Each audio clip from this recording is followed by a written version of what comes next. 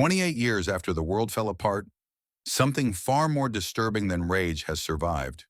It isn't just infection anymore, it's belief.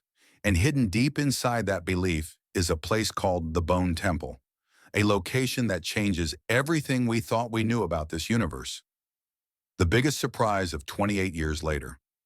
The Bone Temple is not the infected, not the violence, and not even the return to a broken world we thought we already understood. The real shock is how much time has passed and what humanity has turned into during that silence. 28 years is long enough for fear to evolve, for survival to become culture, and for desperation to slowly transform into ritual.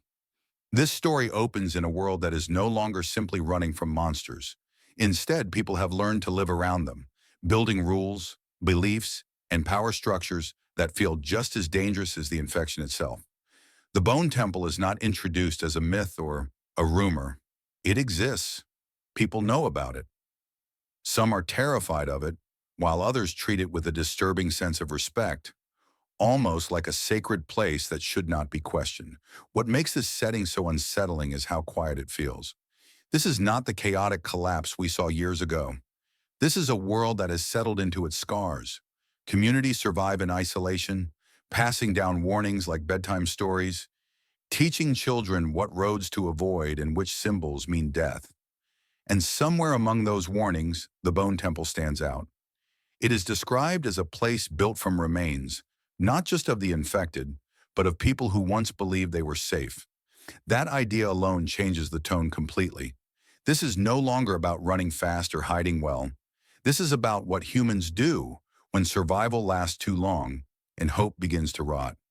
The story follows characters who are not heroes in the classic sense. They are tired, careful, and deeply suspicious of the past. They know that curiosity can be fatal, yet the Bone Temple pulls them in like gravity. Not because they want answers, but because the world around them is shrinking. Safe zones are failing, supplies are disappearing, and whispers suggest that the temple holds something more than bones. Knowledge, control, maybe even a twisted form of order. That possibility is what drives the tension.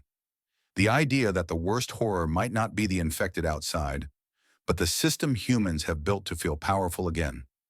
What truly surprised me is how the story treats memory. The original outbreak is no longer a recent trauma, it's history. Some characters were not even born when it happened, and that distance makes everything more dangerous.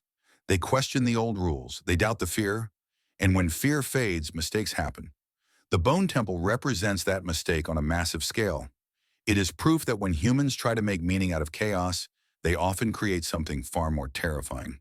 This section of the story doesn't rush.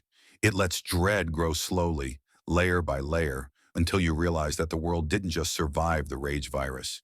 It adapted to it, and that adaptation may be the most horrifying evolution of all. As the story moves deeper, the Bone Temple stops being just a forbidden place and starts feeling like a living idea that controls people from a distance. The closer the characters get to the truth, the more uncomfortable everything becomes. This is where the film truly shifts its tone. Survival is no longer about food or shelter. It is about choice. Who gets to live, who gets to be sacrificed, and who decides what the future should look like. The temple is revealed as the center of a belief system built over decades, a system born from fear but maintained through power. People didn't gather there by accident.